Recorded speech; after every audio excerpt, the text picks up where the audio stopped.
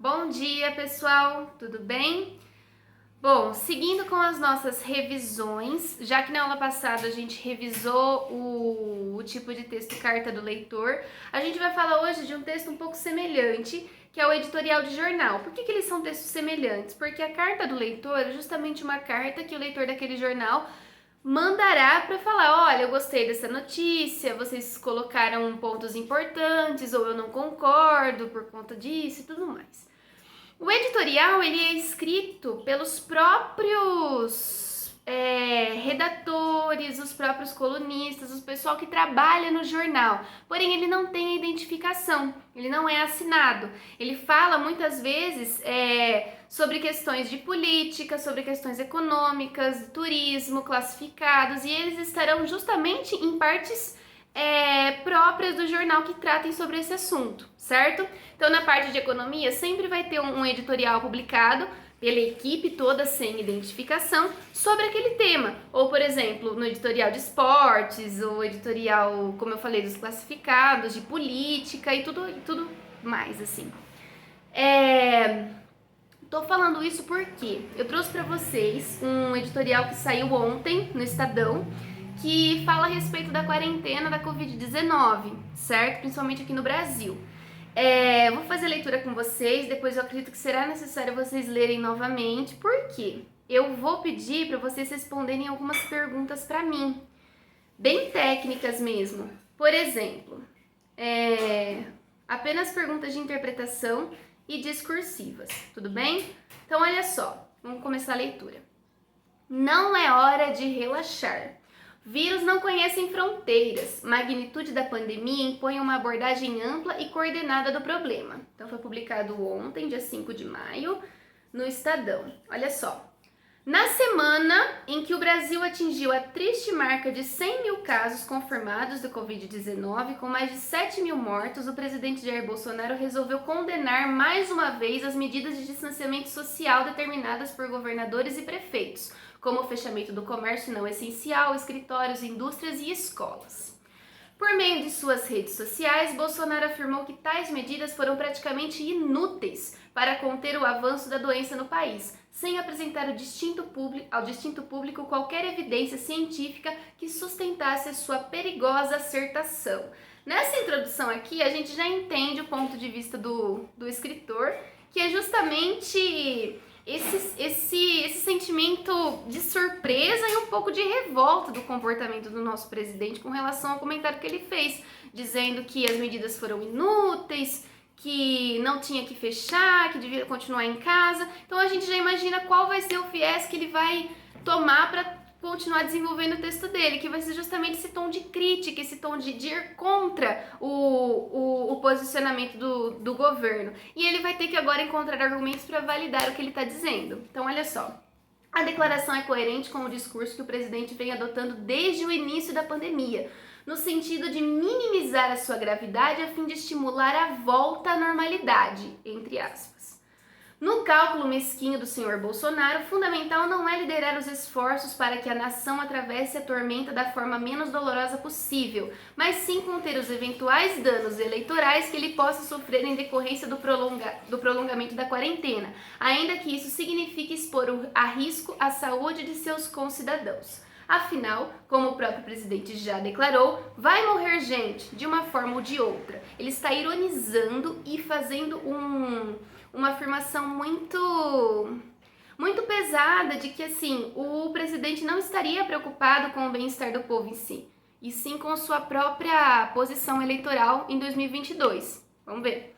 A bem verdade, se não fossem aquelas medidas de segurança sanitária tomadas pelos entes federativos, o cenário da pandemia no país seguramente seria ainda mais lúgubre. Em boa hora, o Supremo Tribunal Federal reconheceu a competência concorrente dos estados e municípios para determinar medidas de enfrentamento ao novo coronavírus, sem prejuízo das normas editadas pela União.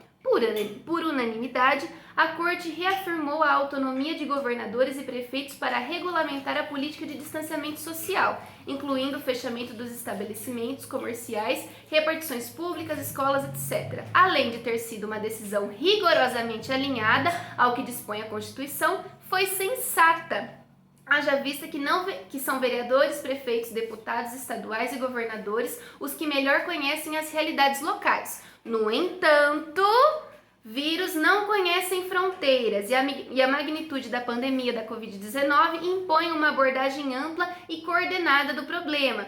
Olha só o que ele está querendo contrapor.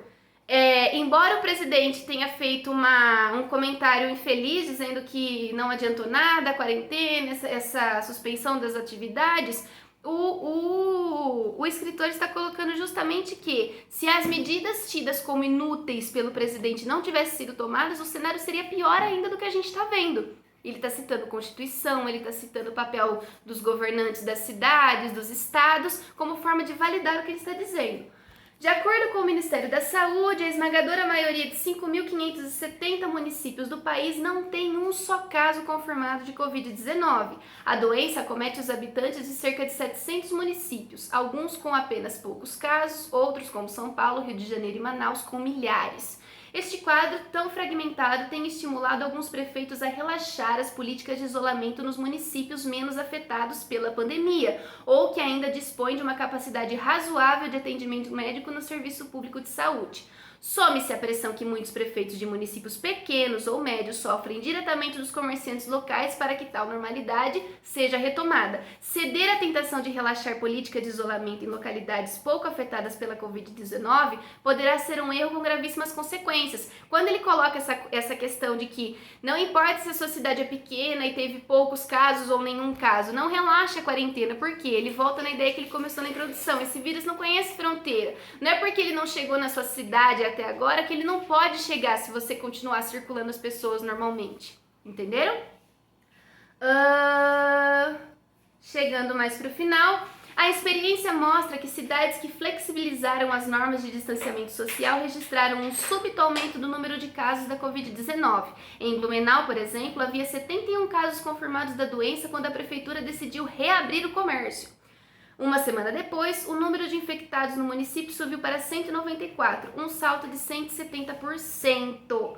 O aumento abrupto do número de casos da Covid-19 em municípios com baixa incidência da doença não só pode levar ao colapso no sistema público de saúde local, como pode levar ao aumento de transferências de pacientes para grandes centros que já estão em crise. O resultado não há de ser outro: mais gente disputando escassos recursos técnicos e humanos na área da saúde, com consequente aumento de número de mortos. Quando ele coloca isso, ele está validando novamente a ideia de que o vírus não tem fronteira e batendo em cima da tecla do que ele está contrapondo o presidente, falando não, tem que reabrir e tudo mais. Não pode reabrir, senão o número vai ser ainda maior do que já está sendo. Ele citou o caso de Blumenau como forma de contrapor a ideia de alguém que fale, mas até agora não teve tantos casos, não vai aumentar agora, ou não teve nenhum caso aqui, eu vou reabrir o comércio que a economia precisa girar. Não, porque senão pode acontecer como aconteceu lá.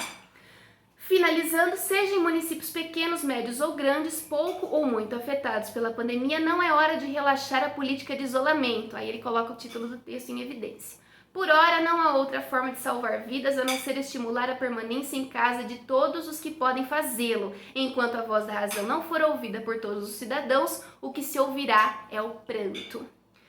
Ele finaliza então sem colocar assinatura. Esse artigo está justamente na seção de economia e política e tem alguns pontos chaves que você pode pegar para pesquisar, por exemplo, o próprio presidente Jair Bolsonaro, que está envolvido aqui, União Federal, Governo do Brasil, Constituição, quarentena, coronavírus e epidemia. No caso deveria ser pandemia, mas enfim.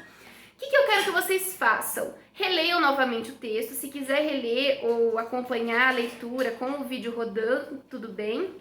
Eu quero que vocês respondam algumas perguntas técnicas para mim, todas discursivas, tá?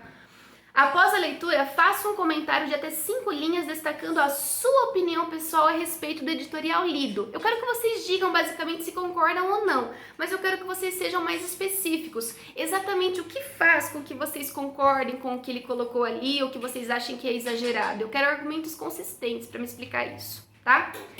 Destaque qual a ideia central presente no editorial lido. Ele fala o tempo todo que não é hora de relaxar, que a quarentena deve continuar, que não devemos ouvir o nosso presidente, porque a partir do momento que as outras cidades acabaram fazendo isso, acabaram tendo um surto muito grande da doença. Qual é, então, a ideia central presente nesse texto? Vocês vão colocar para mim. Selecione ao menos 2 argumentos importantes presentes no editorial lido e justifique por que o autor os escolheu para validar o seu ponto de vista. O ponto de vista dele, o tempo todo, ele fica batendo na tecla. Não devemos relaxar a quarentena. Quero que vocês selecionem para mim 2 argumentos que ele tenha usado para validar o que ele está falando e por que vocês acham que ele recorreu justamente a esse. Se era o mais fácil, o que estava em evidência, foi o mais recente. Me explica.